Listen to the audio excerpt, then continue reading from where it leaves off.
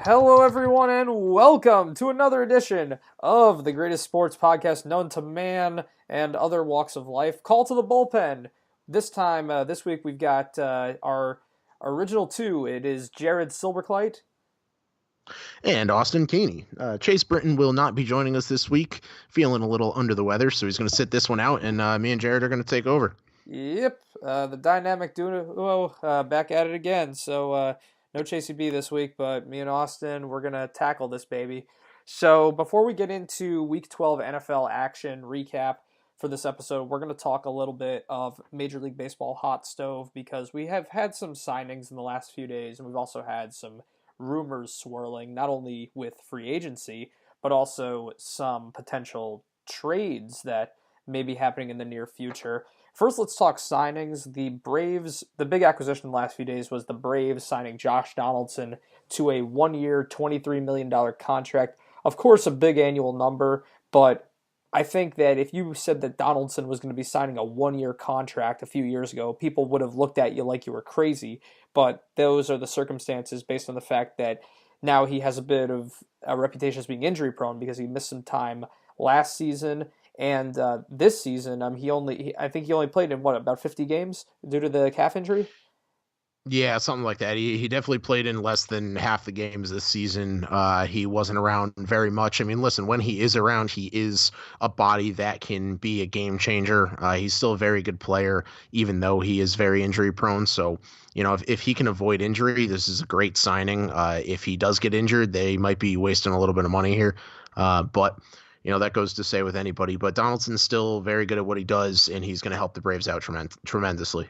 Yeah, this is a common case of a team that arrived a little sooner than people expected, so now they're trying to add in an attempt to win now. The fact that the Braves put together a very successful season, winning the NL East with a really raw, unproven crop of young players in 2018. This was a team that was pegged more for 2019 or even 2020 as far as contention goes. So now they're trying to take the next step forward as far as contending potentially for a championship next season. So Donaldson, he is a former AL MVP, as everybody knows, in 2015 when he put together that phenomenal season with Toronto. Followed that up with another great year in 2016. 2017 still put up some pretty darn good numbers considering he missed about a third of the season.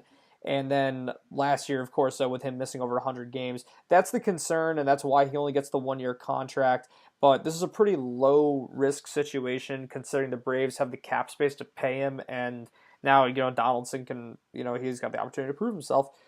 Um, uh, Definitely. yeah, Just on a smaller note with the Braves, and definitely not a Donaldson kind of name, but they did sign Brian McCann to a 1 year, $2 million contract or something like that. So the veteran catcher behind the dish is coming back for another year of leadership down in Atlanta. yeah, that's cool. The fact that he started his career with Atlanta now looks like he won a championship with Houston, so now to come back to the place where he kind of grew up in the majors to try to help them potentially win a championship is kind of poetic in a way. So it's a nice veteran bat. Sometimes you need that veteran leadership in the locker room, even if it's not the greatest, most talented player. Just having a guy on a young team that has a little bit more mileage on him can do good for a clubhouse. Yeah, and I've always loved McCann, even when he wasn't on the Yankees. When he was in the Yankees, obviously we liked him just being fans of them. But he's a great player and great for the locker room. He's got a good attitude, and like you said, he's got some mileage. He's traveled around, played for what 7 or 8 different teams, if I can do the math, maybe a few less. But he's definitely been around the block, played for a lot of teams, a bunch of different locker rooms. He's got the experience to lead these young guys, like you said. Yeah. So also we had in more minor free agent news, the Rangers signed Jesse Chavez to a 2 year deal. He's going to help out the bullpen a little bit. He is 35 years old, and the team is not really anywhere near being ready to contend, but they need pitching help in the worst way. So it made sense. They signed him for 2 years, $8 million. And the Tigers got Matt Moore, another veteran arm who can help out the rotation potentially a little bit. But that's another team that's so far away from contention that it's just uh, you know, kind of dinking and dunking at that point. I'm not expecting either one of those teams to make noise next year. Yeah, definitely not. Two I don't want to say irrelevant signings, but two lower of the totem pole signings, just to beef up some rotations and bullpens. Sure. And we've also got some trade rumors that have developed recently. These nothing has happened yet, but we've really just kind of got we've got two prominent players that are being shopped around a little bit. First of all, the San Francisco Giants are apparently interested in moving potentially Madison Bumgarner, which Austin, I was just telling you before we started recording that I'm really surprised at the turnaround turn for the worse that the Giants franchise has taken, because at the start of 2018 they had just signed Evan Longoria to a big money contract, probably overpaid for him, but it Yeah, what was that? Well, we were just saying it was like 100 million or something like that, almost even if I'm correct. yeah, it's 6 years for a Yeah, guy I mean that's for a 33. guy that's 33. He's gonna be 40 by the time that contract's over. What's the point of that? Of course, and you're talking I about don't know. sacrificing power numbers, moving to the National League after playing in the AL East his entire career. So I thought it was a questionable signing to begin with, and they didn't really get a ton of ROI from him this year. The numbers at the plate kind of diminished, and he had pretty much the worst season of his career in 2018. And then they go and move McCutchen, they get rid of him, and now you're talking about moving Bumgarner. So now it's like you're completely blowing this thing up, and this is after they already only won 73 games this year. So it could be the start of another rebuild in San Francisco. And you think about this just elite rotation they had at one point, all the great pitchers that came through that organization in the earlier part of the decade. Now you're starting to see years of deterioration, and the franchise has to start over. Yeah, it's like you said, the last 10 years, even maybe a little bit less, eight give or take of the Giants has just been, they were almost I don't want to say a dynasty. I mean that's kind of strong of a word. They didn't win multiple championships, but They did. y- They oh, did you're win. right. You're right. They They won did. What the three hell am and I they saying? won three in You're 5 100% years. right. Yeah, but to extend my point there, the bodies and the names that came through not only the rotation but the lineup. You talk about a rotation of over the last 10 years of Tin Lincecum. Matt. What was it? Matt Cain was over there Yeah, for a Matt Cain. while. Matt Cain. Yeah. In guys like Bumgarner, like we're talking about now. I mean, you had some big name guys come through that lineup in that rotation, and it is kind of sad to see, but over time, when you have guys for 8-10 years, that's going to happen. Contracts fade out, and pitching arms start to dull down, and guys retire and stop playing, or they get moved around here, there, and wherever, and at some point when you're that good, you kind of have to start from the bottom again. And it sucks that it's, going to happen to the Giants, but it's got to happen everywhere. And that's when you're going to see a new team, pop up that's going to get these good guys. And, maybe the Giants will be out of the rotation for another, 4 or 5 years, but I'm sure you'll see another team like the Braves who, have been out of the picture for quite some time are really starting to show that they're contenders with all these great young talents that they have on their teams. So it should be interesting to see who gets Bumgarner and where he's going to help out. And, maybe he's going to go over to the Phillies or somebody like the Braves in the next couple of years and see if they can really pull something off.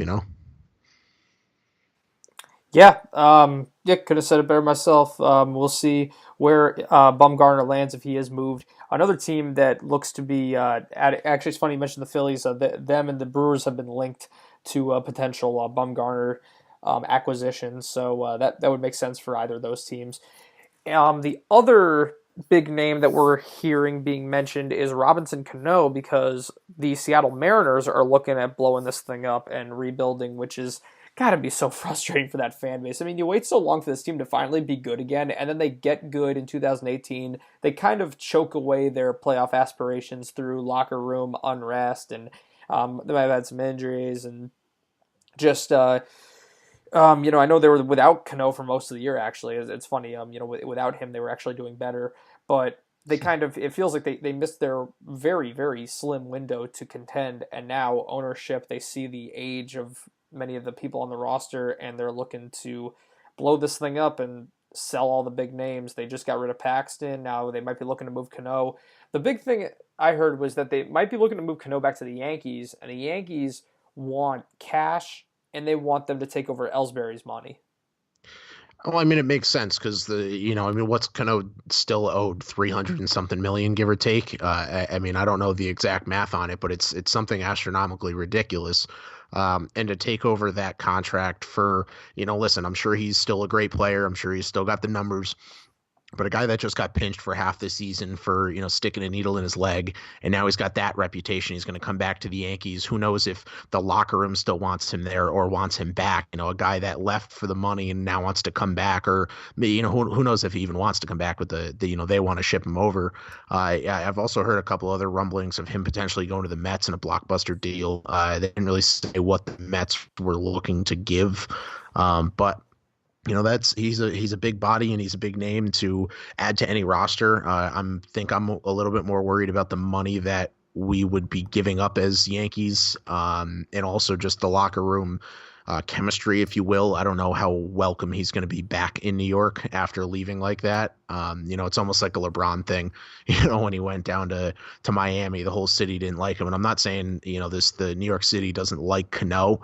But he did leave for the money. He probably could have stayed if the Yankees wanted him to. I'm sure they could have given him the same amount of money and he would have stayed. But if They you weren't willing want to to give be him on that a much. winning championship team, yeah, exactly. And if you want to be on a winning championship caliber team, maybe you take a couple less dollars so that you can stay around on a good team instead of going over to Seattle, wasting a couple of years over there, getting pinched for steroids, and now you're looking to come back to a contending team because you realize that you're in a place that you're never going to win over the next, what's he got, 7 or 8 years left on that contract.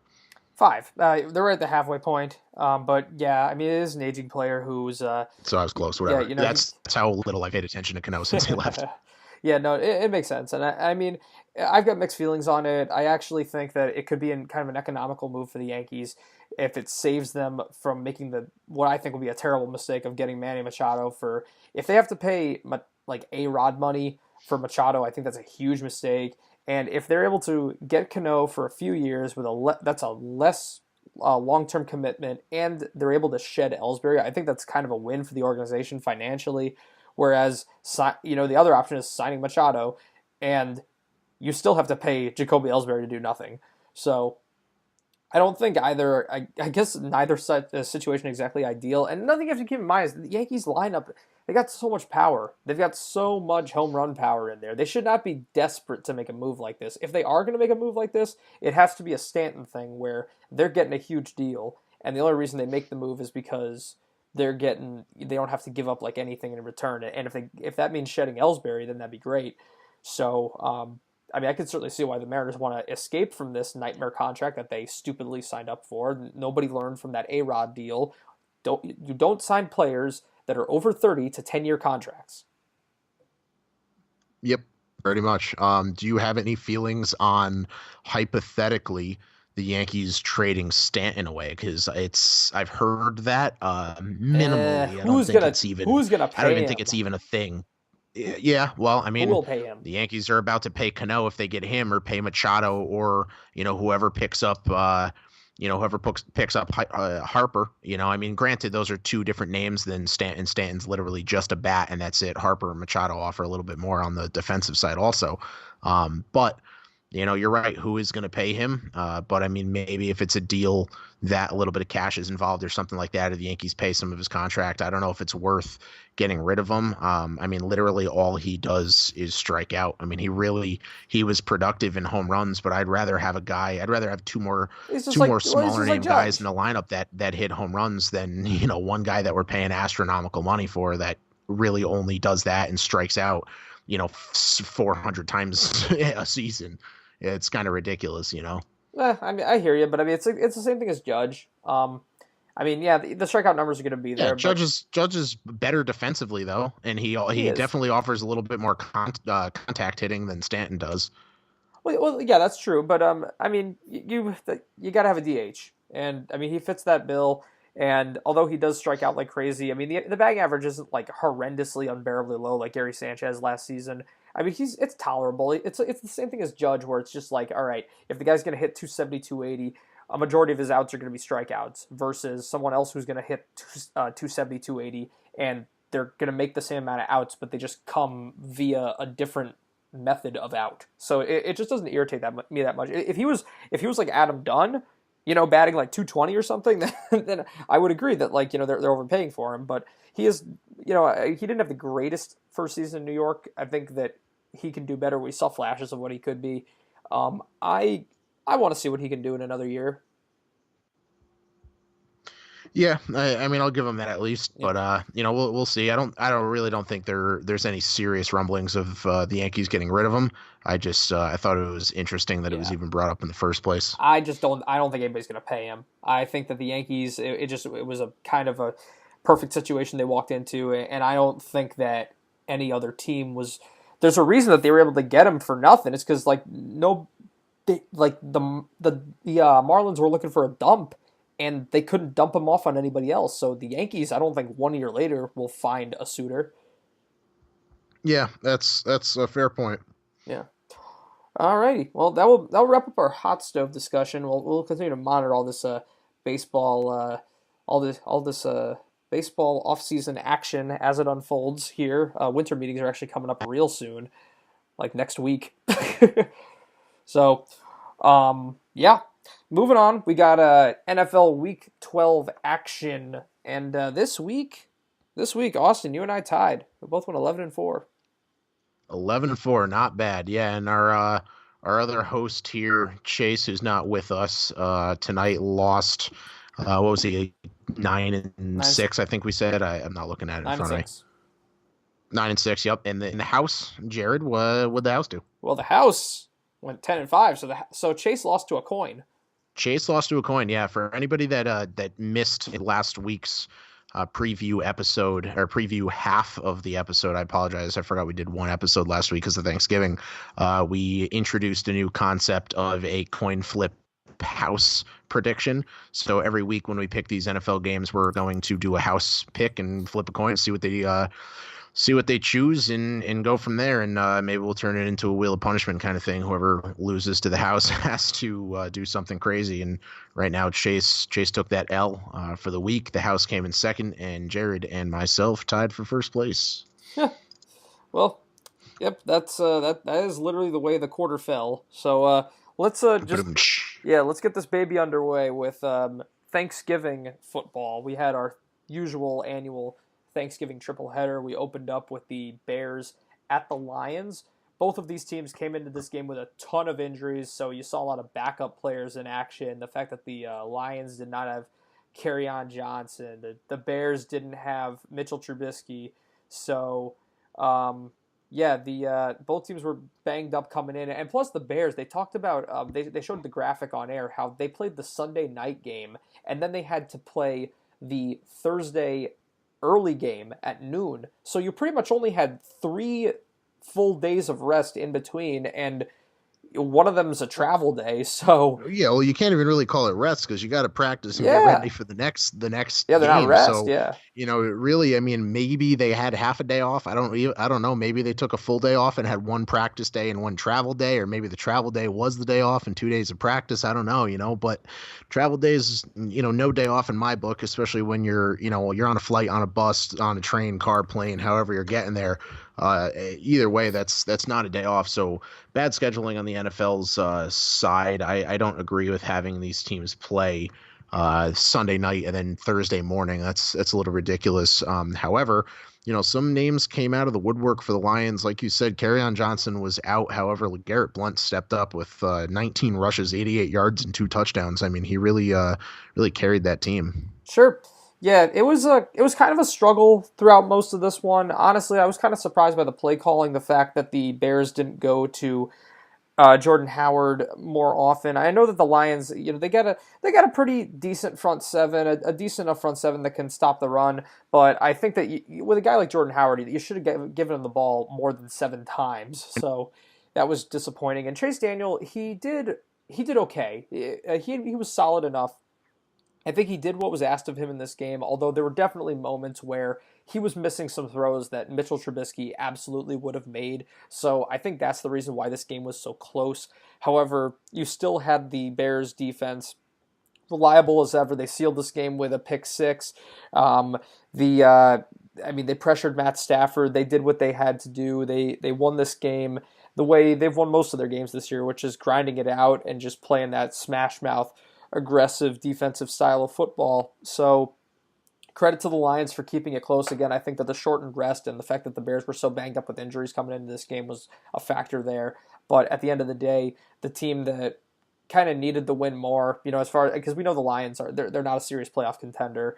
They might have had a glimmer of hope if they won, but the Bears are heading toward. They have an outside chance at a first round bye if the Rams or Saints were to lose a couple more games. So they played like they wanted it and they got it. Yeah, definitely. And the Bears defense has been just absolutely outstanding this year. I mean, the addition of Khalil Mack to that defense is, I mean, it's hard to even put words on paper for how big of an impact he's had on that defense. I mean, the fact that they're 8-3 this year and really holding a lot of their opponents to minimal numbers on offense is very, very, very, very impressive. And they, I don't think they're a sleeper pick anymore. I mean, I definitely think there's some competition out there, obviously, but I don't think anybody had the Bears doing what they're doing this year, before week 1 started. So it's nice to see. And, the fact that they're a playoff contender really puts some pressure on these other teams that are, 9-1, 9-2, or 10-1 now, so the Rams, the Chiefs, guys like that, who are really playing out of their minds. This is a team that is not going to be an easy playoff game. I mean, you're going to get some hard defense played against you, and there's definitely a chance for an upset against either of the Chiefs or the Rams for the Bears. I would agree with that, especially considering that they're really the only dominant defense that has emerged in a season that's been full of explosive offensive football across both conferences. They're pretty much the only defense I can say right now that actually strikes fear into the hearts of opposing teams. And try staring across the line at Khalil Mack, just wanting to rip your teeth out of your mouth. I mean, yeah, they literally and figuratively strike fear in the eyes of their opponents. Yeah. So, Bears won that one 23-16. In the 4:00 game, we had the Cowboys beating the Redskins 31-23.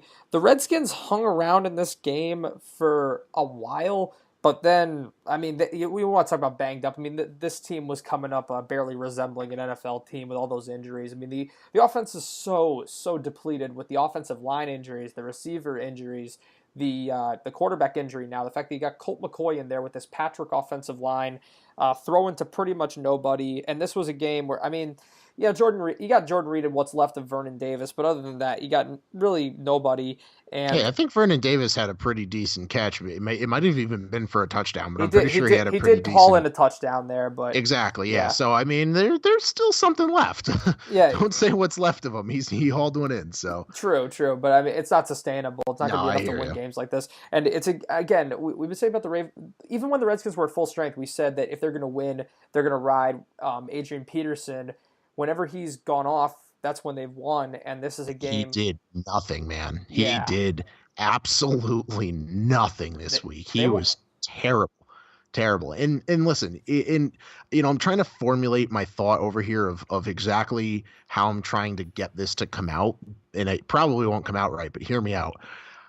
I don't know if what scares me about the Cowboys is the fact that Colt McCoy threw for 3 interceptions. And this game was still as close as it was. I mean, really, when do you see, and it might happen a little more often than I'm thinking. However, when do you see an offense or a quarterback throw for 3 interceptions and still only lose the game by 1 possession? I mean, I don't know if that's a testament to the Cowboys offense not being able to score points. So it's a hard argument, or I don't really know. Like, I don't know where the thought I'm trying to get out is, but the Cowboys just scare me with the fact that they only won this game by 8 points, which is 1 possession in the game of football, and they still intercepted Colt McCoy 3 times. I feel like you should be scoring more, or at least if you're going to intercept a guy 3 times, why did they still put up 23 points? Well, right, yeah. And I mean, the Cowboys did put up a sizable lead at one point, and they kind of almost let the Redskins back into the game, but time just ran out on them. They didn't have, and again, with that offense, it's going to be baby steps as far as them stringing drives together. But the Cowboys just don't have an explosive offense. I mean, like, you look at Dak's numbers in this game are really good, but that's because of mainly the two big touchdowns to Cooper, one of which was really, it was kind of just a standard 10-yard completion, and then Cooper had a great break of a tackle That's and true. I mean, sprinted Amari off the. Cooper went off in this So game, so if but you that one was a little bit of a fluke of a touchdown. That shouldn't even have been a no no touchdown, yeah yeah really. yeah. So it's exactly my point. So it's like if you take away that one catch or if you just like lop the yards off of that one, if you like, and don't want to entirely take it away from him, but like you take away that one catch and it's the standard Dak Prescott 20 for 30, just over 200-yard performance, which is not elite by any stretch of the imagination. This guy is not a great quarterback who's going to light up No. anybody. So that's Yeah, just what I mean, that's and what you have to. honestly, that touchdown, you're 100% right. That touchdown really never should even have happened. I mean, that was just here's a little dump pass. Let's get close to the first down yard marker, and a missed easy tackle, Yeah, and it's I think the guy it's a just fell 90-yard down. touchdown. I mean, Yeah, that's and listen, like you said, we're not trying to take anything away from Amari Cooper or the fact that it was a 90-yard touchdown. Very impressive, yada yada yada. However, that's not. That wasn't he broke 6 tackles and ran for 90 yards. That yeah, was a half-assed missed Minnesota Miracle type tackle, exactly. and just ran for 90 yards. I mean, anybody can run in a straight line for 90 yards. So it's I don't know. Something just scares me about the Cowboys. I don't think they're 6-5. I mean, they're very close to, if not, what are they in? They're tied for the lead in their division now, right? Yeah, and they would have the tiebreaker lead because of the better divisional Because of the record. division win, Yeah, yeah. and here's the thing. Yeah, so I They mean, might. but that's the sad thing is I don't pin them as a contender because of the fact that their offense is mediocre. They got lucky on a touchdown in this game specifically. I'm not talking about the rest of the season, but at least in this game, they got lucky on a touchdown. And yeah, their defense took 3 interceptions from Colt McCoy. However, the Redskins didn't have a rushing offense the entire game. So Colt McCoy had to throw the ball. And when Colt McCoy is going to throw the ball 175 times a game, you're going to pick him off a couple times. But the fact that, again, like I said, it was only an 8-point win is just not a playoff contender type caliber team to me. No, yeah, I understand that because I mean, here's the thing: the NFC East is terrible, and somebody has to win it. That's just what it comes down to. We know that the Giants are out of it right now. The Redskins are looking like they're going to play themselves out of it because they have all those road games and all the injuries. So it's going to come down to the Cowboys or the Eagles. I'm not afraid of either one of those teams. I mean, one of them will be the de facto division winner, but I highly, highly doubt they're going to win a playoff game. Can like an expansion team show up in the next couple weeks and just be added to that division so we have somebody else? Because that division's just bad, man. It's just bad. It really is. It's going to come down to the Cowboys and the Eagles, who are half-assed, mediocre football teams. Yep. No, you're 100% right there. But I mean, I don't know. No, I hear you. No, believe me, I don't like the Cowboys either, and I feel like they just, if they win, the defense is playing okay, but and they got Zeke, but other than that, they're just not a team that scares you at all. And if the Eagles were healthy, and listen, they've been a better team offensively with Amari Cooper in since he showed up. He hasn't been a Julio Jones. He's not an AJ Green. He's not that elite go-to wideout. However, on paper, and I haven't looked up the numbers, but I guarantee you, if you do look up the numbers, they have been a better offense with Amari Cooper being on that team than not. Obviously, because he is still a good wide receiver, and at least Prescott now has a guy to throw to, and he hasn't been, like I said, completely elite. He's not getting 150-yard games with 2 or 3 touchdowns every single game. However, he's been a reliable target to go to. He's been over 75 yards, I can guarantee, every game, and he's had a few touchdowns here and there. So he's definitely helping, and that was a great move for giving up that pick for him. Or 2 picks, whatever the hell it was at this point. 1 pick. Well, they give him a first rounder, so first rounder. But I mean, honestly, he is playing, to that caliber on this team. So I still don't think they're that big of a contender. Obviously, somebody has to win in this division. It probably will be them because the Eagles are just absolutely atrocious too. I mean, that's almost a coin flip game if we come down to a playoff game between the two of them.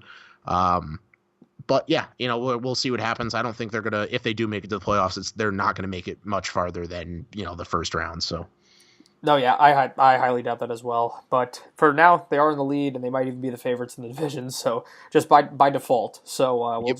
we're just gonna have to grit and bear this. We wrapped up Thanksgiving with the nightcap of the Saints beating the Falcons at home.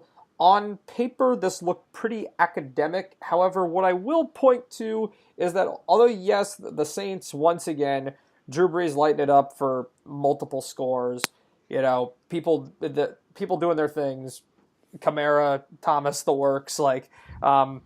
But what actually kind of prevented Atlanta from getting back into this game? They were driving at the end of the first half, and Julio Jones. So he breaks off this beautiful catch and run.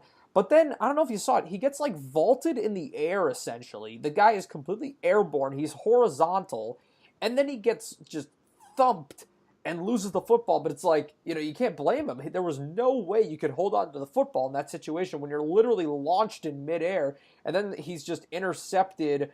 Not a football interception, but the defender just like lays into him when he's airborne and knocks the ball loose, and it was 17-3 at that time. So yeah, that was a game changer. Yeah, definitely. You know what's also a game changer? The fact that the Falcons had literally zero rush offense this entire game. I mean, Matt Ryan led the team with 16 rush yards. What I mean, Hey, listen. I understand the Saints defense is phenomenal, but when Matt Ryan, who is 6 foot 97 inches and can't run to save his life, leads this offense running with 16 rush yards. I mean, that's horrible. That is absolutely horrible. This Falcons offense, and Jared, I stated it out earlier via text to you. And I'm trying to pull up their schedule right now. They have put up in the last 3 games, and you made a point that they score at home. So I'm going to make another point against you. score In more the at last 3 games, and we'll go back to the Browns, they were at the Browns and they lost by only putting up 16 points. Then they were home against the Cowboys, whose defense is mediocre at best, and put up 19 points. And then the Saints, 17 points. So they put up minimal points in the last 3 games that they've played, and they're one of the better high scoring, high flying, deep ball throwing offenses. I mean, Matt Ryan is known for these 3-4 yard touchdown games, 400 yards, 300 and something yards, whatever, and big fantasy numbers. And Julio Jones had a decent game. I think he had like 170 receiving yards, give or take, something like, or 140, whatever. He had some decent receiving yards, but this is not the Falcons offense that we're used to. And they just look bad right now. Honestly. I mean, they're not putting up the numbers. They're not putting up the offense. They really, I don't think they can beat many people at this point. And I know they're playing the Packers this coming week, who are absolutely abysmal. Also, I mean, the Packers are horrible, and we'll get into that in our next episode for our preview. However, I don't think the Falcons really stand a chance the rest of the season doing anything. I mean, they are horrible right now. Unless their offense can completely turn something around, they are horrible. Yeah, I would agree with that, especially the way that some other teams have started to emerge, like the Seahawks and the Vikings in the wild card race, and them and the Panthers, they all have winning records. So the Falcons at 4-7, I'd say the season is pretty much over at this point, unless they can go on a run. But what makes you think this team is going to win 5 games in a row and sneak into the playoffs? I don't think so.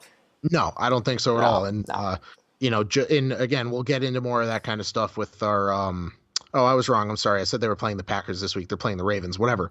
We'll get into more of that in our preview episode. But just for argument's sake, the next 5 games are Ravens, Packers, Cardinals, Panthers, Bucks. So there is a slight chance, because I think the Ravens will end up pulling this one out, even though they're on the road and the Falcons are at home. I think the Ravens will pull it out. The Falcons very well could beat the Packers. They'll probably beat the Cardinals. I think it's going to be a tough game against the Panthers. It is at the Panthers and then at the Bucks. So I don't think they're going to go 5-0. Maybe they'll win 3 of those 5 games, maybe 4. But I don't think there's any chance these guys make the playoffs. Like I said, their offense is just not the Falcons' offense that we're used to. They're not putting up the offensive numbers that we're used to seeing them put up. And their defense is always known for being trash. They only win. And they've got backups now. Yeah, all Yeah, the but injuries. yeah, exactly. But they only win by outscoring people. It's very Chiefs offense y, if you will. I mean, they don't have the weapons I don't think that the Chiefs have right now, but they're very we need to outscore you to win like by a lot kind of thing. I mean, they can give up most of the time 35, 40 points and still win football games. Just based off of the offensive numbers that they put up, but without putting up the offensive numbers, I mean, the fact that they put up 16 points against the Browns. Listen, I know the Browns defense is decent this year. I don't say they're elite. I don't say they're I They don't want to say they're with the great. Falcons, they should have been able to score at least in the mid That's what I twenties. mean. I mean, the fact that in the last 3 games it's been 16, 19, and 17 points. I mean, when have you really seen the Falcons score under 20 on a regular basis? Oh sure, and this is Not in a long Matt time. Ryan, Julio Jones, Calvin Ridley, Mohamed Sanu, freaking Coleman. Even though like Freeman's out, you still got Coleman in there. I mean, Yeah, and I mean, you yeah, still have, Austin Hooper, who's also Hooper. been Yeah, a yeah, great yeah. He's been target. a savior for my fantasy team. Yeah, what am I saying? Exactly. I mean, it's sad to see this offense They've fall got off the face of the weapons. They've got, yeah. earth. There's So, no excuse. yeah. Yeah. So So that does it for and Thanksgiving. Yeah. yeah, so with that one, they did lose 31-17 to the Saints. So we'll keep looking at the Falcons the rest of the year. Maybe they'll win 5 in a row and have a chance. I don't think so. So we're gonna go over to the Seahawks and the Panthers. Yeah. Seahawks won this game by a score of 30-27.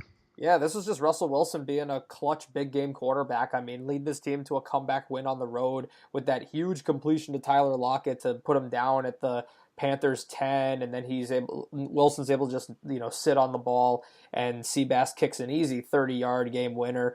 And this is after Christian McCaffrey had a monster game. He had what, like 230, 240 all-purpose yards, 17 rushes, 125, 11 catches for 112, scored a touchdown through the air and And on the ground, and on the yeah. ground. So Yeah, no, it McCaffrey was a absolutely record-setting led day. this offense this week. I mean, that was a performance and a half by McCaffrey. I mean, that was absolutely incredible.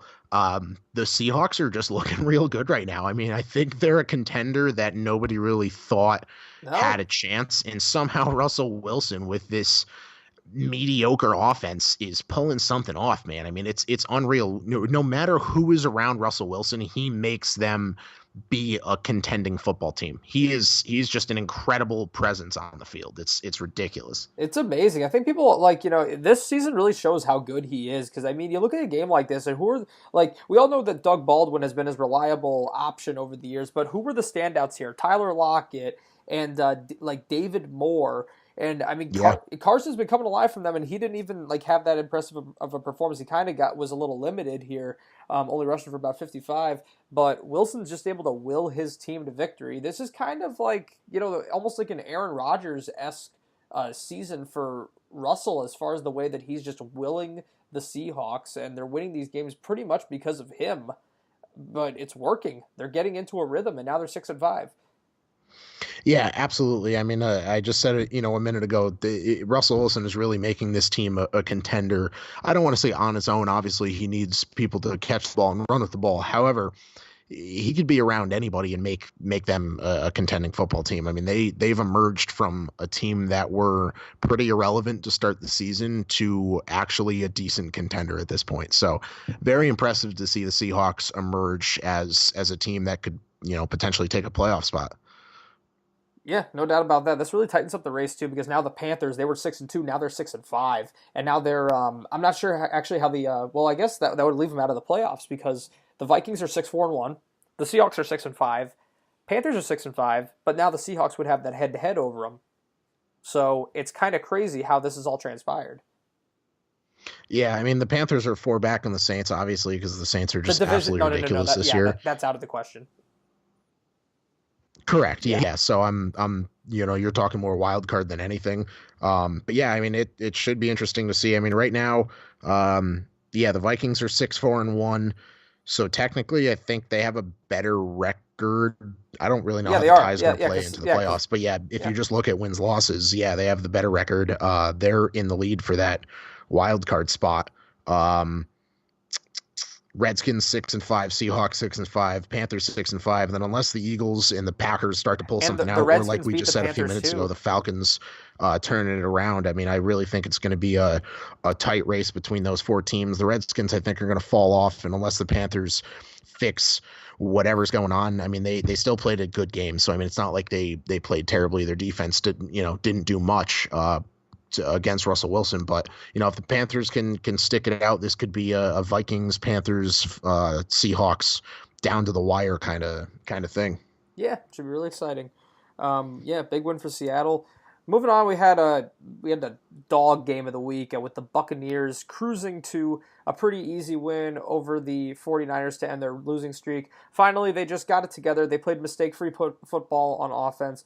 Jameis Winston staked his claim to stay on this team. He really, the Bucs they're 4-7. They're out of contention, but I think that the rest of the season is going to mean a lot for Jameis Winston if he wants to stay on this team, because they could be looking at wholesale changes.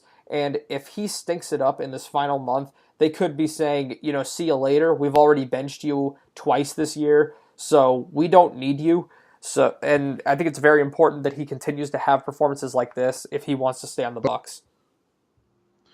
Yeah, definitely. I mean, I don't think Fitzpatrick is ever going to be the quarterback of this team again. I mean, I really hope they stop flipping back and forth. And, you made a good point. Winston staked his claim, if you will, at this starting position for the Buccaneers going forward. Unless they draft somebody out of the draft that they're going to think of replacing Winston with, I think he's going to be the future going forward. Sure, and it's not a quarterback-rich draft, so that's even more reason for him to just be like, hey, don't even think about it. I can be good. I'll show you. Yeah, exactly. Yeah. So the Bucs won 27-9. Nick Mullins had he threw two interceptions, didn't have the best game, but to be expected given his experience level. Moving on. We had another ugly, ugly game. The Bills beat the Jaguars 24-21 in Buffalo, and I think we can officially say this Jacksonville Jaguars season has hit rock bottom. Yeah, the Jaguars are just bad, man. I mean, I don't know. I had the Jaguars in this game. I thought that they could maybe pull this off because the Bills are absolutely atrocious also. But the fact that the Jaguars lose to the freaking Buffalo Bills, I mean, They did everything. They did everything wrong. I mean, you had, let's it's see, just bad. You had Leonard Fournette, start getting into that fight and getting thrown out of the game. You had a miserable performance After having a great game too. I mean, hell, he put up 95 yards and 2 touchdowns. They were riding him. Believe me, the way Blake Bortles was playing, they needed every bit of what they got out of Fournette. But then he gets himself thrown out of the game. You had a missed field goal. You had a touchdown that was called back because of a penalty, and it all adds up to just a 3-point loss to a team pegged as one of the worst teams in the NFL at the start of the season. But I'll tell you this, the Bills might be the least talented team in the NFL. I think that they have probably the worst roster of any team in the NFL as far as their starters, because a team like the 49ers, they have injuries.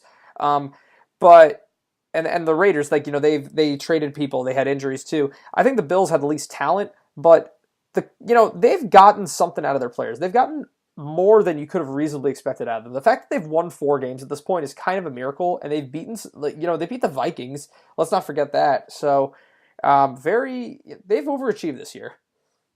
Yeah, definitely. And they're the names on their team don't really stand out other than, LaShawn McCoy is there, Kelvin Benjamin's there, but honestly, they were both kind of irrelevant. LaShawn McCoy only had 46 rush yards on 17 attempts. I mean, that's not even 2 yards a rush, 2.25 yards a rush if I do the math.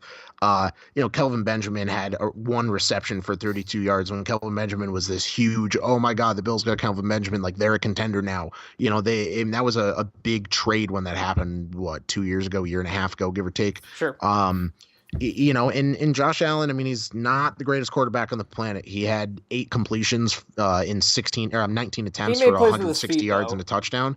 But yeah, he made up some ground with his feet. He had 100 rushing yards or just shy of it in a touchdown. So, I mean, he's definitely got potential going forward. I mean, I think if they give him a couple years and maybe try to draft some good guys, maybe trade some guys away and get, a body that he can throw to that's relevant, or a running back that's actually going to do something, they could be a team.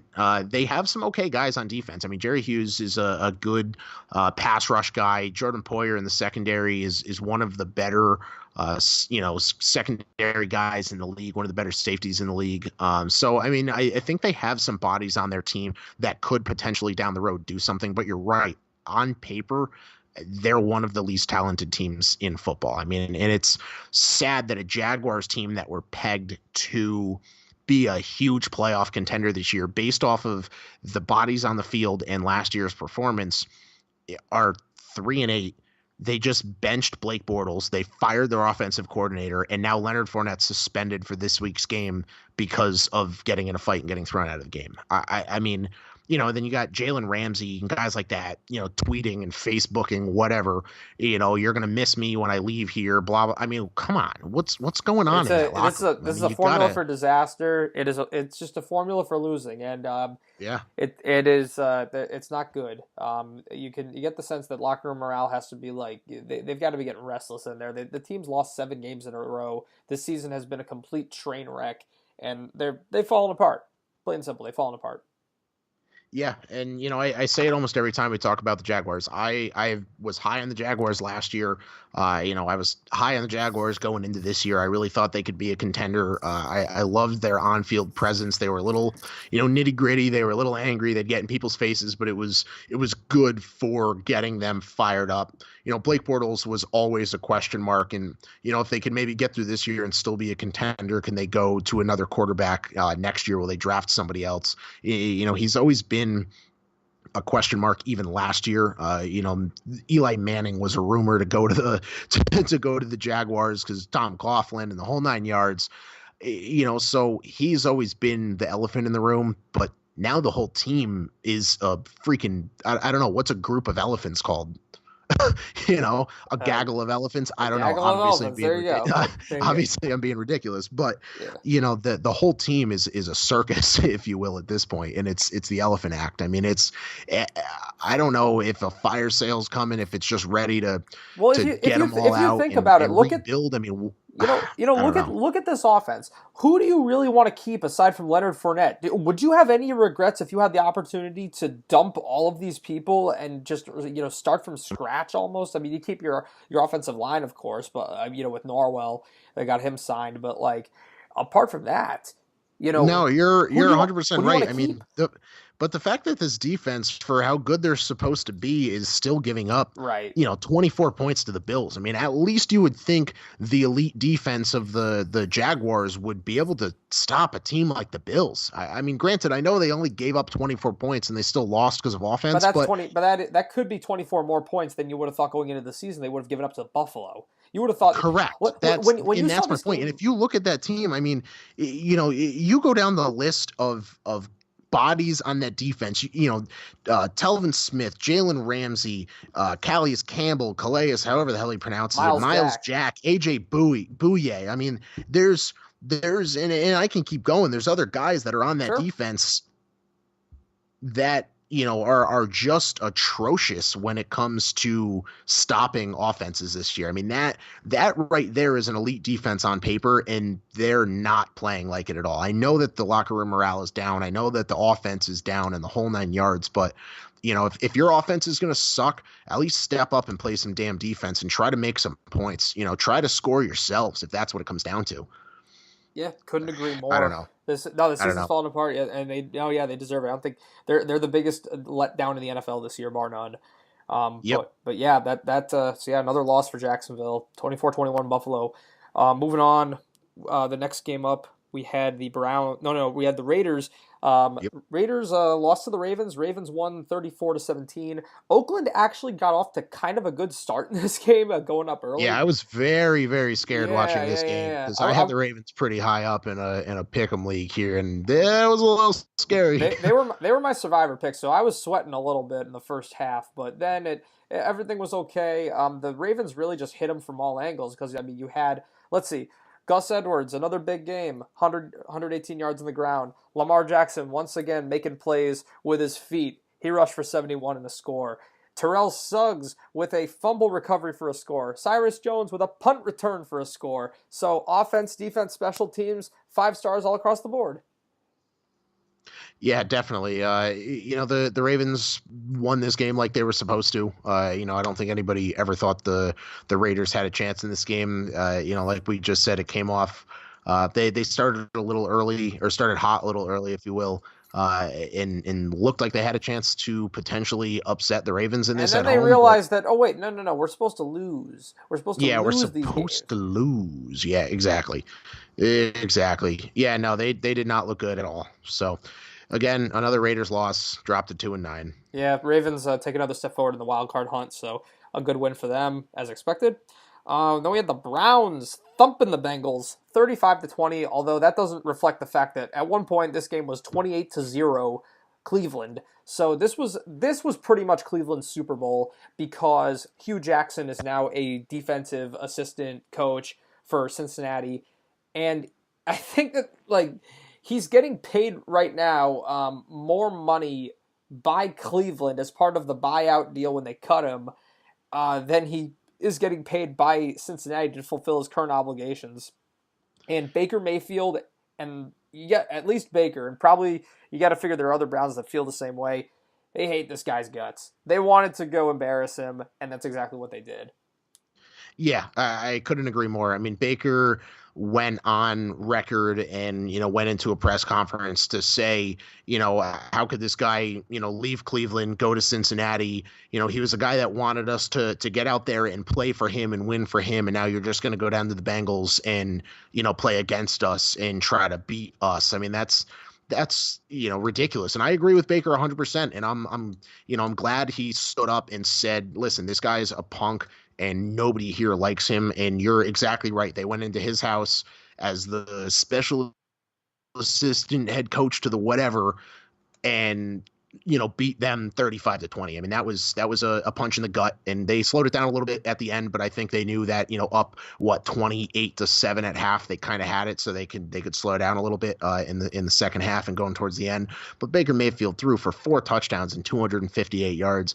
Nick Chubb was 28 rush attempts, 84 yards, which doesn't look, great on the yardage to rush attempts, but still a solid game on the ground. I think he had a receiving touchdown also, if I'm correct. He hit the end zone. Dave Njoku was the leading receiver, so he's taken some steps forward. I know we saw him as a potential star tight end when they drafted him a couple years back, and they still got Jarvis Landry in there. So I'm really excited to see what Cleveland can do next year. And I think Baker Mayfield has really stepped up, a rookie quarterback.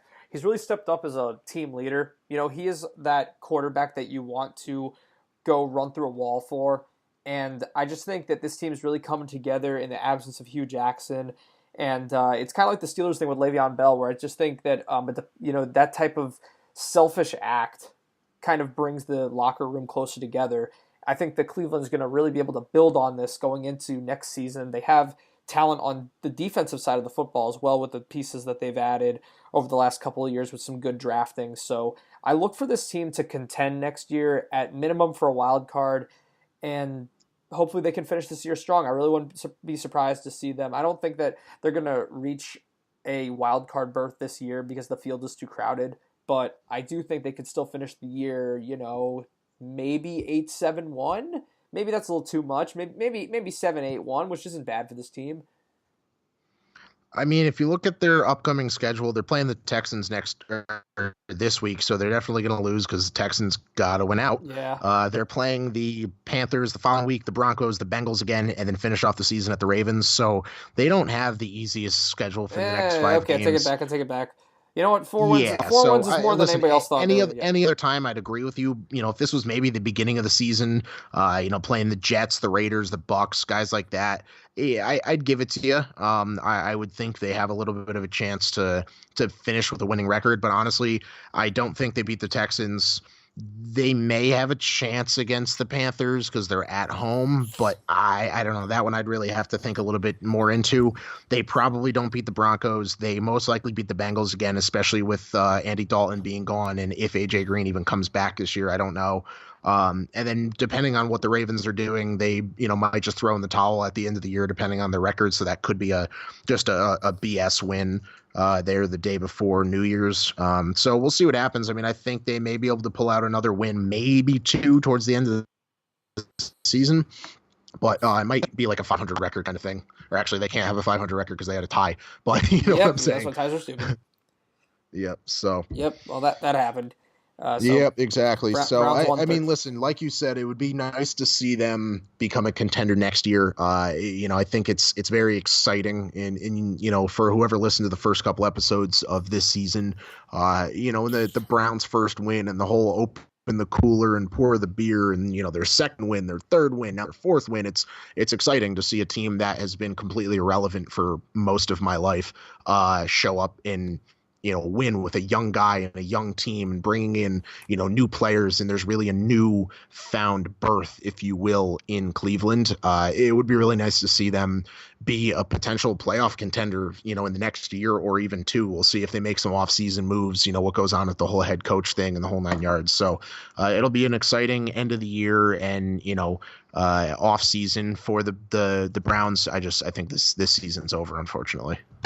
Yeah, but they took big steps forward, like you said. So they should. This is definitely progress in Cleveland for sure. I mean, coming off the fact that they're kind of mediocre to decent, that's a big step forward after it was either them or the '08 Detroit Lions last year, the Browns last year, as far as the worst NFL teams of all time. So you have that. It's a big step forward for the franchise.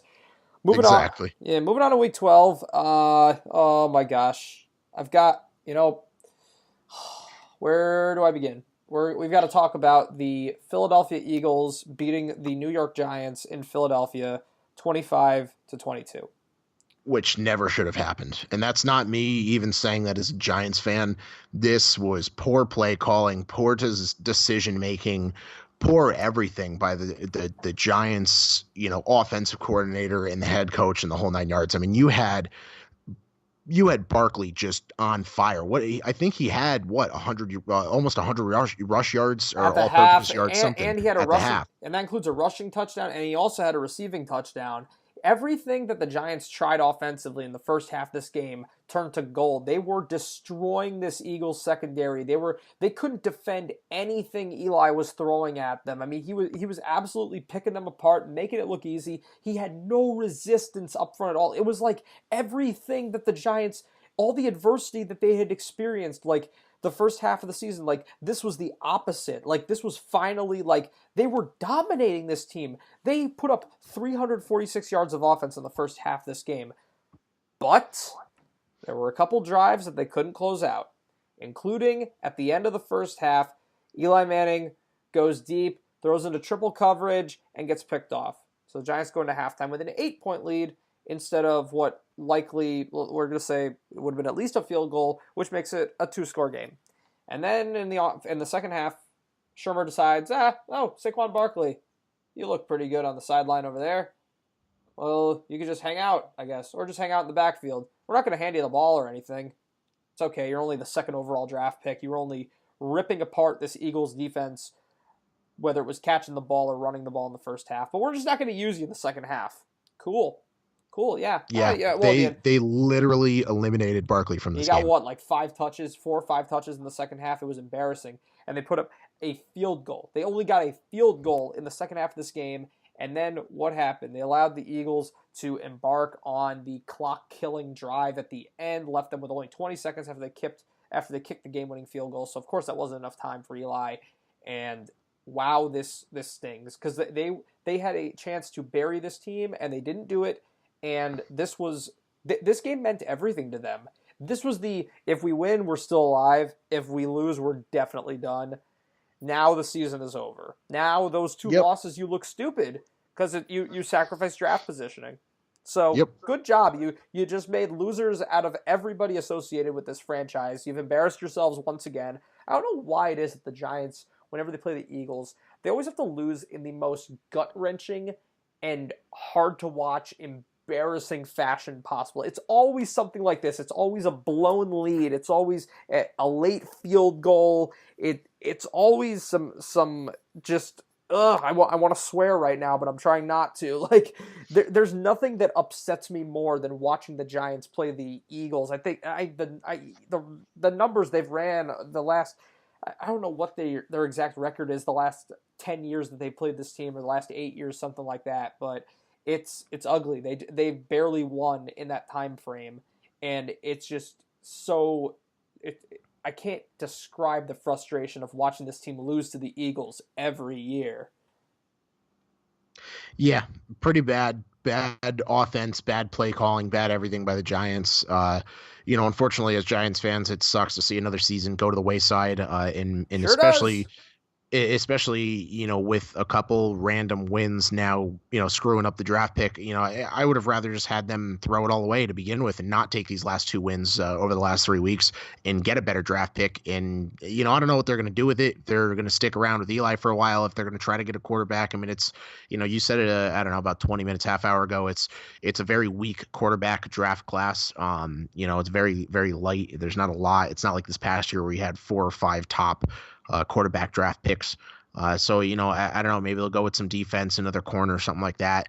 Yeah, word is Now they're that they looking have to a mid-tier draft pick, but we'll yeah, see what happens. word is But they're looking to play Laletta still, so they'll see what they have with him, but I'm not expecting a lot. So I don't know. It's tough. I do think with the improvements they've made to the offensive line, the team could be better next year. I just think that this was a badly blown game, but generally speaking, they've been playing much better since they've gotten rid of Flowers and gotten rid of Omama and gotten Jamon Brown. So I think they've got something to build off of for next year, but it's just tough to watch right now.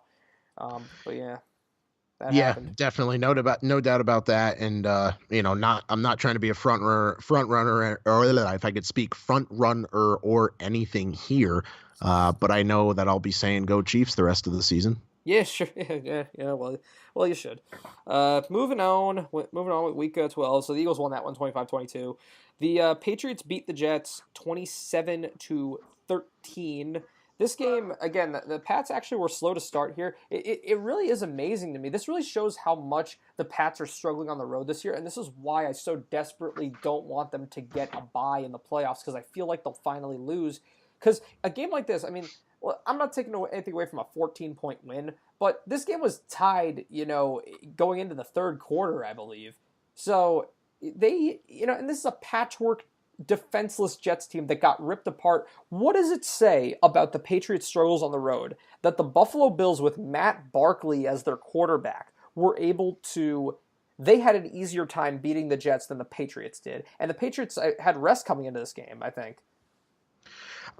Honestly, I agree with you with the whole Patriots on the road thing, but I also have to believe that there was a lot of mentality going into this game that was, meh, let's not kill ourselves. Let's not go nuts. We're playing freaking Josh McCown and the Jets. We're probably going to win this regardless of how we play. Like, it's Tom Brady. He wasn't going to lose to the Jets. Yeah. So, and I'm saying that very minimally. I'm not saying that was the reason that this was so close or why they were tied going into half. But there definitely had to be a play down to your opponent kind of thing. The Patriots weren't going to lose to the Jets. It wasn't as high of a scoring game as we had thought. Excuse me.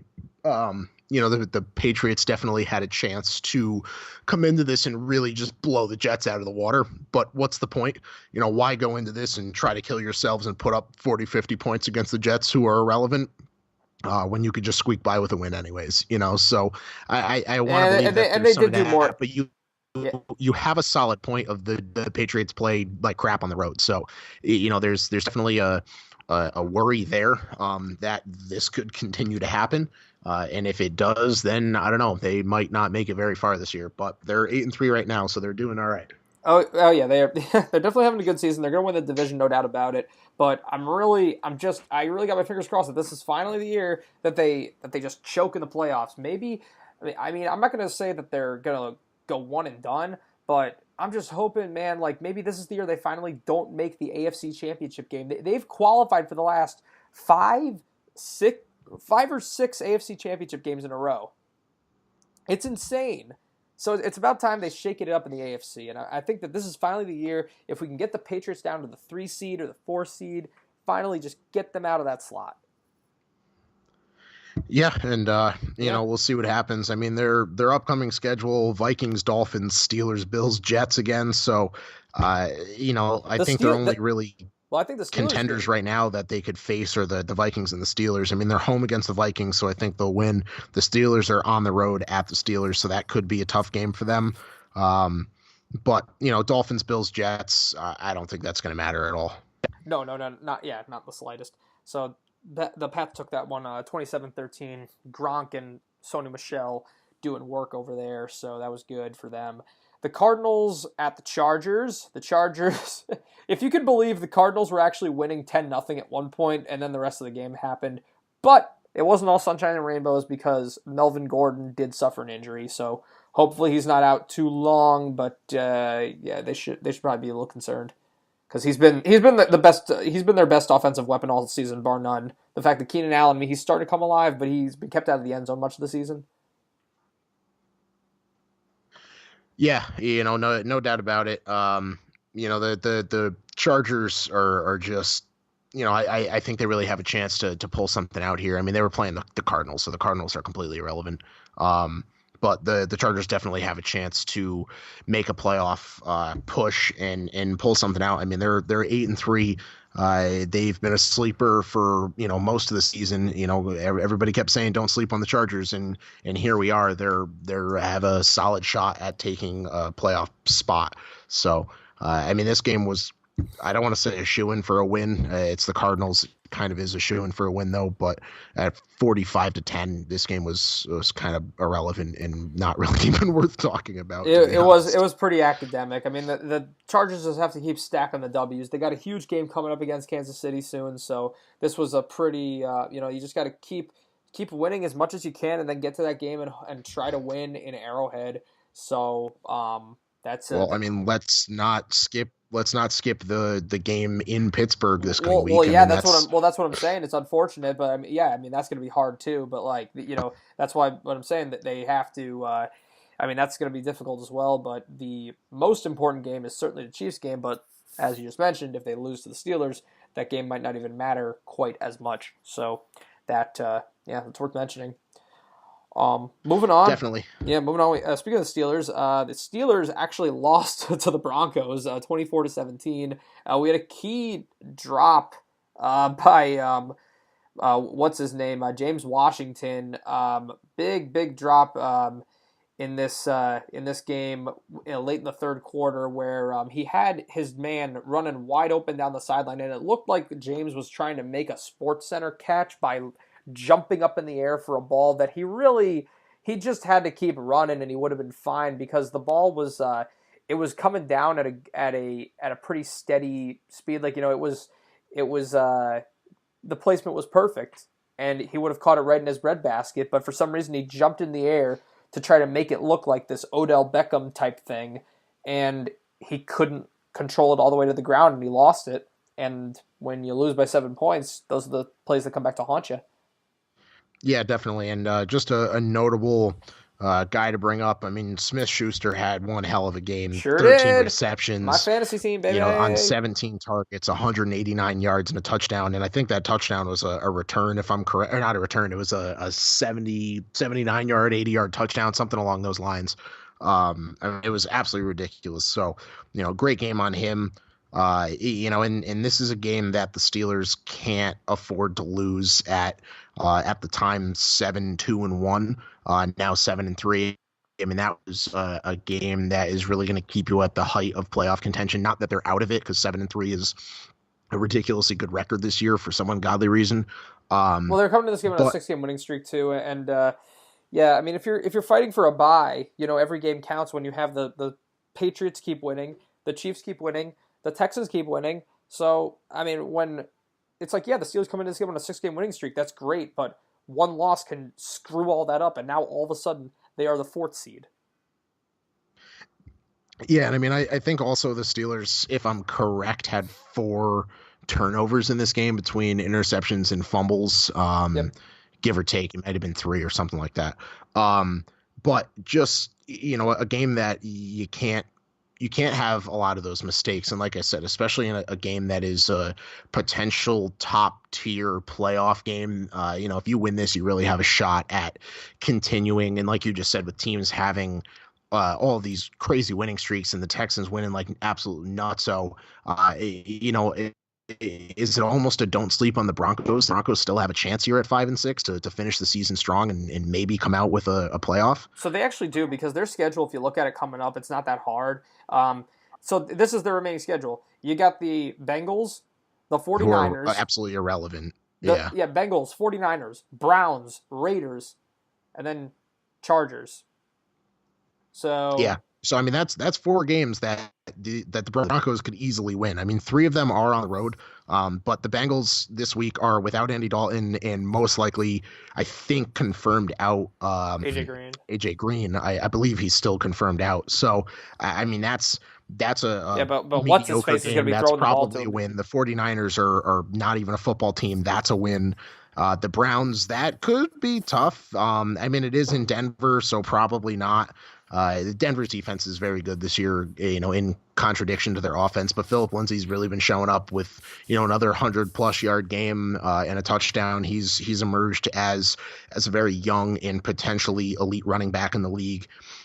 And then the Raiders, who again are a Pee Wee football team, the Chargers are going to be their toughest game. But the Broncos really have a chance to win four more games in a row here, and if they do, and they already beat the Chargers once, the Broncos actually, did they beat them twice? No, they didn't play them twice. They played them once. But they beat them once 2 weeks ago, and they really have a chance to sweep the rest of the season 5 games in a row, if not at least four, and that would put them at a 9-7, potentially 10-6 record. And if that's the case, I mean that 10-6 could make the Broncos a playoff spot. Yeah, you're absolutely right. They picked up the win here. Really needed it to stay alive. It's a very crowded AFC playoff field for sure for the final wild card spot. Just because with the Chargers at 8-3, it's looking like they got the fifth seed shored up, or maybe they'll even be able to catch the Chiefs. Who knows? Moving on, we had the Dolphins at the Colts. The Colts beat the Dolphins 27-24. You want to talk about a team that's emerging in that wild card hunt. The Indianapolis Colts have now won 5 games in a row, and Andrew Luck he continues to just put up points in bunches. I mean, he is second in the league in touchdowns behind Patrick Mahomes. That means that Andrew Luck has more touchdown passes than Drew Brees, than Aaron Rodgers, Well, than Aaron Rodgers can't throw a touchdown to than anybody, Tom so Brady. I'm just saying these are the names that he's ahead of right now. yeah, All no, these you're right. Jared Goff, he has more than him, and the Rams. They score all these points. So he's hot right now. He really is the hot And hand. I mean, listen, it's against a yeah, I mean, listen, it's against a mediocre Dolphins defense, so you got to take it with a little bit of a grain of salt. T.Y. Hilton went off 125 yards receiving on 7 receptions. In Luck still threw 2 interceptions, so yeah, I think this was only close because of the 2 interceptions. Had he not made a few mistakes there, even just one more mistake, could have put up another touchdown and made this a little farther of a stretch of a game. Still a very impressive performance, and especially like you said, they're on what, a 5-6 game winning streak now, 5 games, something like that. 1, 2, 3, 4, 5. Yeah, 5 game winning streak. Um, some of the games have been against crappy teams. Titans was a good win. The Jaguars are terrible, like we always say. The Bills, they absolutely smoked the Bills, and the Raiders, they almost doubled the Raiders' points. So, some of these games have been mediocre, but they're playing the Jaguars again, who again are out Blake Bortles now that he's sitting, and Leonard Fournette's not playing this week because of the suspension. So, definitely an opportunity to make a push. They do have a few tough games against the Texans, the Cowboys, who could be tough. And it is at home, so that could help. And then the Titans at the end of the season, the Giants game's not even important. But yeah, I mean, the Colts look great at 6-5 compared to the 1-5 start that they had. Having a 5 game win streak really, really shows a lot about their character and that they're still trying to fight here. Yeah, no question about that. And the Dolphins, it's worth noting, the offense looked better with Ryan Tannehill behind center. I mean, this team they were really in the doldrums. They were, I would say, practically a bottom 10, if not bottom 5 offense in the NFL with Brock Osweiler quarterbacking them. and you could see the marked improvement with Tannehill behind center. Although they did stall out in the fourth quarter when they really needed another score, but it was definitely they're better with him as their quarterback, no question about it. But nonetheless, a very tough loss for Miami, and their playoff hopes are looking slimmer. So that happened. Moving on, we have the Sunday night game with the Vikings beating the Packers 24-17, and this was really the Vikings pass rush led by Sheldon Richardson doing work against a depleted Packers offensive line. Mike McCarthy, he pretty much got outcoached in this game. I mean, the offensive play calling was very predictable, very easy to game plan against, and Aaron Rodgers just wasn't able to get a lot going here. They were neck and neck a little bit in the first half, but then they kind of got shut down in the second half, and this was a big win for Minnesota to stake their claim in the wild card race, because losing back-to-back divisional games would have been very demoralizing. Yeah, definitely. And honestly, the Packers are done this year. Four, They six, just and look one. terrible. I mean, they just look awful, man. And the Packers are always this team that's, oh, they're gonna make the playoffs, they're gonna do this. It's Aaron Rodgers. He's gotta be great. He's Aaron Rodgers. Listen, I get it. I get it. But they are just bad. Their defense is bad. Their offense is bad. No one runs the ball. No one throws the ball. No one catches the ball. I mean, Who's he they put throwing up a to few besides touchdowns here and there, but I mean, they're just so bad. I mean, all he's got is Devontae Adams, and that's it. I mean, Jimmy Graham doesn't do anything anymore. And, Jones has showed up as a decent running back at, 72 yards and a touchdown. But even then, that's not good enough. Having one wide receiver to throw to and a defense that doesn't do a damn thing, they just look so bad, man, and it sucks. I love seeing Aaron Rodgers play football, and especially when he's on. I mean, that the game against the Bears that everybody keeps talking about. I mean, that was what a phenomenal game by the Packers, and now here we are. 10 weeks later at 4-6-1, and they're out of the playoffs. They have absolutely no shot, and this season's completely over. I mean, it's sad to see a team that is supposed to be an elite team in the Packers just fall off the face of the earth. And I absolutely don't think Mike McCarthy is going to be the head coach of this team after the end of the season. Yeah, you can't just keep getting by with just a quarterback. I mean, you need one.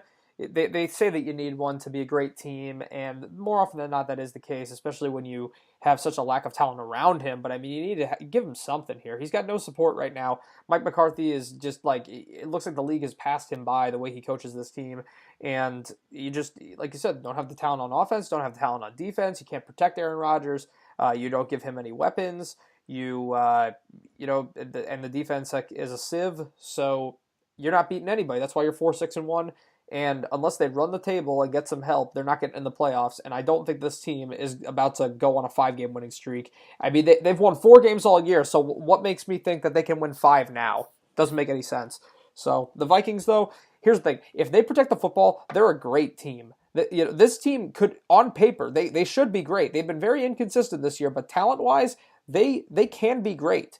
Because, I mean, come on, you look at this offense. You got Kirk Cousins. If he plays mistake-free, throwing to Adam Thielen, Stephon Diggs, Kyle Rudolph, you got Dalvin Cook. He got in the end zone he hasn't had the greatest season, but, he's still a guy that's expected to contribute.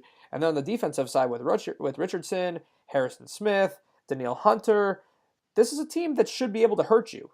And I wouldn't put it past them I mean, I know we're dogging them in previous weeks, but especially if they wind up 5th seed and they play one of those NFC East losers in the first round, then I could see them winning that game, absolutely.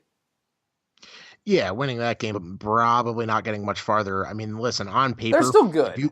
If you look at this team, they're one of the better on paper offenses and defenses in the league. I mean, they are a very good football team. They just haven't been playing to their caliber. I mean, listen, Kirk Cousins is not a bad quarterback. He got the money he got because he is a pretty good quarterback. I mean, he's not the Aaron Rodgers when healthy and when he has weapons. He's not a Tom Brady. He's not a Drew Brees. But he's definitely, better than a Blake Bortles or, better than an Eli Manning right now. So, he's a good quarterback. He has the weapons. I mean, like I said, you look down, even just the rush and the receiving, the running back and the receiving core. I mean, between Cook, Murray, Thielen, Diggs, Rudolph, just that offense is great. And even on defense, I mean, they have so many just good people and good bodies offensively and defensively that can really win football games. And it's sad to see them at 6-4-1 this season, but they still do 100% have a chance. Like you said, if they, end up playing the Eagles or the Cowboys in the first round, I 100% see them winning at least that game, if not potentially going a little bit farther this year, if they can just tighten it up a little bit. Sure. Yeah. Well, big one for them this week for sure.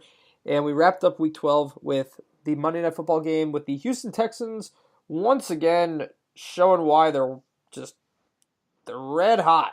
They are, and they gotta win out, baby. And they gotta win out. And they gotta win out. I'm looking at their schedule. I keep saying it. I'm gonna keep saying it until they stop winning out, and they haven't stopped winning out. I mean, we're talking an 0-3 Texans team 8 weeks ago. Oh, they're done. They have no shot. This is over. Yeah, well, it ain't. And they're still winning out, and they're 8-3. And man, do they have a shot to take this. Man, would it be impressive to see this team start 0-3 and end up in a playoff? Yeah, it looks like they got aspirations of potentially going a lot farther than that, because you look at this. Listen, they're playing the Browns, who are okay. They're playing the Colts, who are okay. They're playing the Jets, who are terrible. They're playing the Eagles, who I think they'll absolutely stomp all over the Eagles, and the Jaguars, who don't have a quarterback, who don't have an offensive coordinator, and right now don't have a running back. So, I mean, what do they got? Carlos Hyde, whatever. This is this is looking like 13-3 might actually happen. This is looking like a winning out kind of season. I mean, listen, man, if they pull off 13-3, I think I pegged them at 13-3 before the season. And if they end up at 13-3, would that not be impressive? A freaking 13-game winning streak to make a playoff and potentially take a Super Bowl. I mean, hell, it's just crazy because it's like unfortunately, their owner. We will just mention it quickly to pay the respects. Their owner did pass away Texans, 2 days ago now. So sad to see that happen, but maybe they'll play with a little bit more intensity to show him, hey, listen, we didn't, you didn't leave for nothing, and this wasn't all in vain. Sure, yeah, no doubt about that. And the Texans, they're really just rounding into form that offense, man. I mean, like Deshaun Watson with another strong, accurate game. Lamar Miller exploded in the first half. He started this game with like 140 yards on 6 carries. It was insane. Yeah, absolutely. I mean, this game was unreal. So, to see the Texans win another one against a pesky Titans team who could have definitely come into this game and taken the win. Chase actually had them. Mariota did play very well too. He was almost perfect actually, 22 of 23. But it's Vrabel was just kind of like, who cares? We got killed. Didn't make a difference. Yeah. They just couldn't. Statistically it looked all right, but they had no running game. And they're playing from behind all the way through. So the Texans, when they got the ball, they just put it in the end zone over and over and over and over again. And you know what wins football games? Scoring points. Scoring more than your opponent. And that's exactly what they did. That is what they did. So big win for Houston, 34-17. And that's going to wrap this baby up. We will hit you back in a couple days with our... or maybe just one day by the time this is uploaded, with our Week 13 predictions. But yeah, that's going to do it for our Week 12. Jared, I think you're missing something. Oh, am I missing something? Oh, you're missing the most important thing. Oh, how could I forget? It's how could you forget? Before we go, it's time for the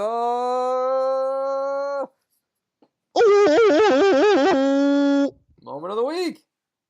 Definitely, and I'll start off because Jared, not sure if you even have an old moment yet, but I'm going to kick it off. I posted my old moment of the week. When did I post it? 3 days ago on our Call to the Bullpen Instagram, Twitter, and Facebook page. So you can actually check out the video there. I would play you the audio, but it's, I don't know, like a minute and a half, and I don't feel like making you sit through that. It was basketball related. There was I think it was a Lakers fan, to be honest, playing a game where you had to guess higher or lower than the number that they put up on the screen. And if you did, you won, a gift card to whatever casino was playing the higher or lower game. They started off with higher or lower than 0. Can you guess how many options that there actually are for a correct answer? 1. You know how hard it is to guess higher or lower than 0? Because, literally, unless you're playing with negatives, which you don't, in this type of game, there is one answer, and it's higher than 0. I'm sorry, man. Yeah, what'd they give him? I think they gave him like 30 seconds to answer this whole thing, and it was 5 of them. Take a second and think higher or lower than freaking 0. How dumb are you? He said lower. He said lower. Lower than 0. You know what? Maybe this was for the better because he's not the type of guy that should go to a casino, clearly. Because maybe the casino wants him there, so he's going to lose all of his money because he's dumb as rocks. But higher or lower than 0, use your brain, guys. If you're playing this game, think. It's higher than 0. I'm giving you the answer. Didn't graduate college. I'm not the smartest guy on the planet, but hell, I tell you that it's higher than 0. That's my old moment for the week. That is that's a good one. That's worthy for sure. My old moment. Well, we got to go give this one to the Washington Redskins, who are so desperate to keep this pathetic attempt at a playoff push plodding along with all these injuries that they just signed a guy who was released from the 49ers after being arrested on account of first-degree domestic violence battery. Reuben Foster. He has a new home. Washington Redskins. When did that happen? It happened earlier today, actually, as time recording. This is Tuesday night. Yeah, a few hours ago. My God. Yeah, Senior VP Doug Williams says, the Redskins fully understand the severity of the recent allegations made against Reuben. If true, you can be sure these allegations are nothing our organization would ever condone. Then why did you sign him? Huh? You're telling me that in this pathetic season you're about... Listen, first of all, the dude don't play offense, so I don't know how you think he's going to help your team. And second of all, like, this guy, he's got a history too, and he just gets arrested for domestic violence. He was released hours before Sunday's game, the 49ers and the Bucks, and just a couple days later, not even 48 hours later, he's got a new job in Washington. Are you kidding me? I mean, come on. The Redskins organization, this is a classless move. Wow. That is absolutely horrendous. I mean, this guy shouldn't even be playing football, and the fact that they need to find him and lock him up. Oh, yeah. No, that's absolutely horrible. I'm appalled at the fact that they even signed him. That is ridiculous. The Redskins, you guys are irrelevant, and I hate you. Yeah, terrible move. They deserve more than old, because I mean, this isn't even like, a laughing thing. This is just like are you freaking kidding me? I mean, it's just it's a bad look for the organization. Real bad look for the organization. So I hope they continue to lose even worse than usual.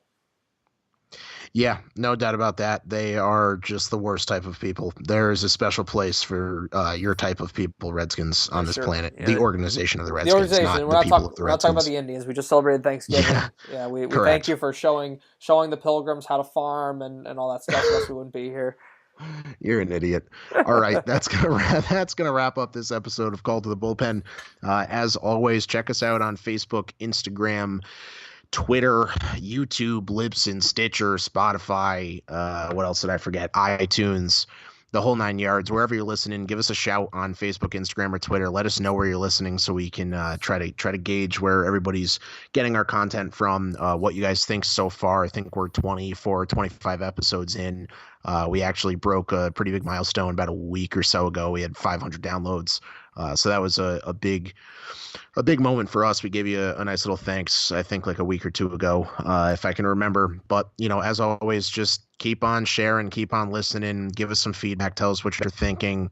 We're still looking in the management thing. We're going to get it going in the very near future. We've just been tied up for the last couple of weeks with some personal business matters. But other than that, we're continuing to chug along here, so keep riding the train with us and give us your feedback, share, follow, listen, subscribe on everything that you can, and keep an eye out for some other websites that we may be on in the near future. There's some strictly only podcast apps that we're looking to get onto in the next couple weeks, so that'll be pretty cool. You don't have to have an iPhone or pay for Spotify or any of that kind of garbage. We're going to be on a few free podcast apps in the near future. I'm working on that. So keep your ears and your eyes open for that one. We'll let you know when that happens. Other than that, check out our next episode in the next couple days here.